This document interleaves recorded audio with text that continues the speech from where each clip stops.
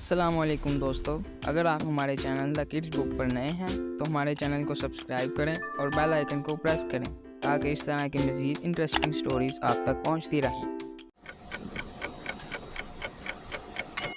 ایک کاہل گدھا۔ ایک دفعہ کا ذکر ہے کہ ایک تاجر تھا جو کہ ایک چھوٹے سے گاؤں میں رہتا تھا۔ اس کے پاس ایک گدھا تھا جسے وہ تجارت کے لیے استعمال کرتا۔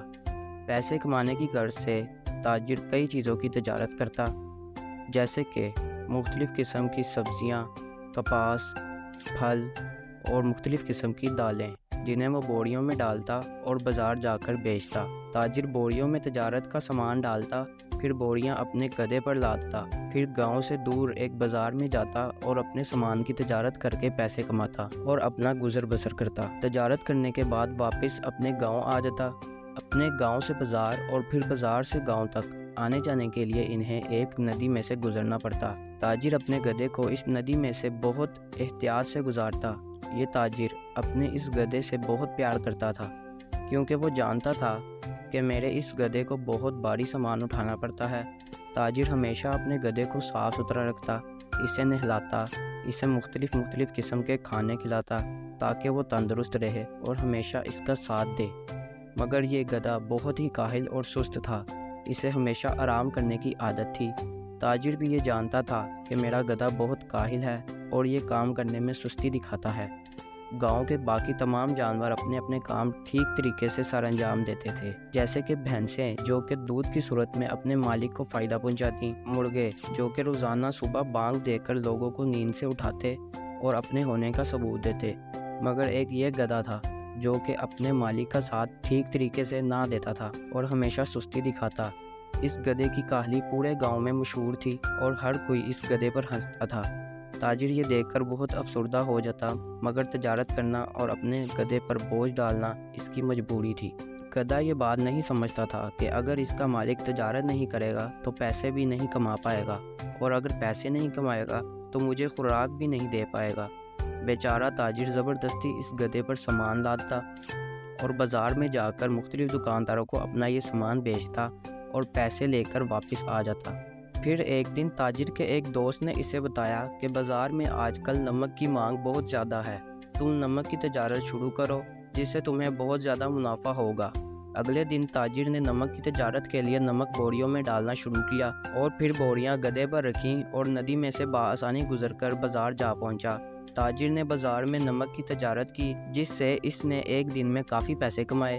کئی دن تک تاجر نمک کی تجارت کرتا رہا، جس سے اس کے پاس کافی دولت اکٹھی ہو گئی۔ تاجر اپنے دوست سے بہت خوش تھا کہ اس نے مجھے بہت اچھا مشورہ دیا ہے، لیکن دوسری طرف گدھا بہت ناخوش تھا کیونکہ اسے نمک کی بہت باری بوریاں اٹھانا پڑتی تھیں، جو کہ پھلوں اور سبزیوں کی بوریوں سے کافی بھاری تھیں۔ ایک دن تاجر اور اس کا گدھا نمک لیے ندی میں سے گزر رہے تھے کہ گدھے کا پاؤں پھسلا اور وہ ندی میں گر پڑا۔ تمام بوریاں ندی میں بہہ گئیں اور گدھا صرف ایک بوری لیے ندی سے باہر نکلا۔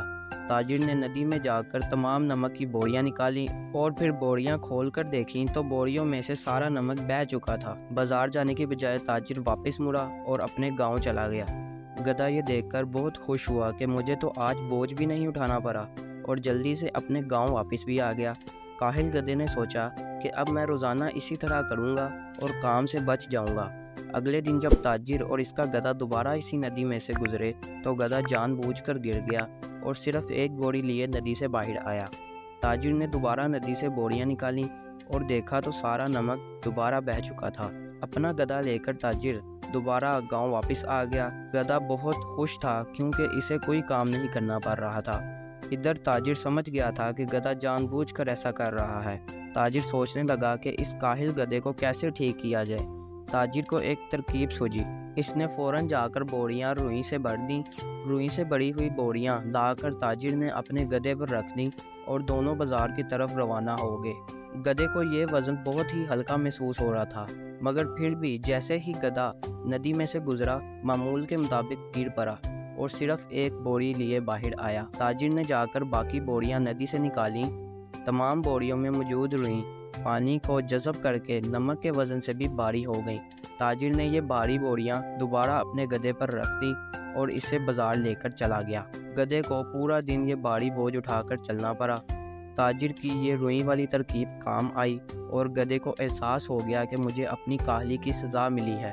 अब मैं आइंदा पूरी दयानतदारी से काम करूँगा और अपने मालिक का साथ दूँगा।